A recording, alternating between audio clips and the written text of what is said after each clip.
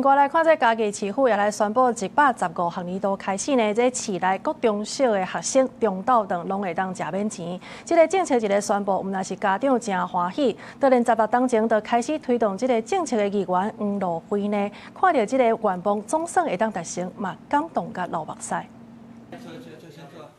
今年才開始，台灣各縣市相繼宣布囡仔營養午餐免費的政策。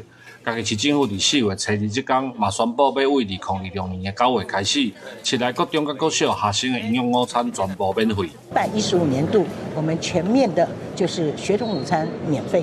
我想再這樣，就是把教育做得好，讓孩子安心，讓家長更能放心。我想這是送給孩子最好的兒童節禮物。嘉義市政府伫今年追加7500萬的預算，要用伫市內各中小學生營養午餐的食材頂面。這項政策計將會當照顧大約20700多位的學生。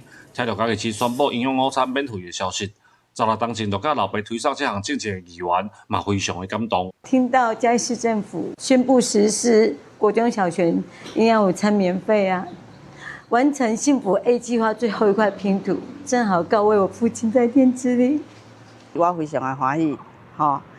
因為咱嘉義市困苦的家庭原來真多。那對於他們家境比較困難的，我覺得是一大福音。這個中晝頓免費政策伫4月進前，原本閣剩新北市甲嘉義市還未宣布，結果4月初2新北市宣布要跟咧做了後，嘉義市嘛伫初2宣布，所以為今年9月新學期開學，台灣的22個縣市攏有替各中甲各小的學生提供免費的營養午餐。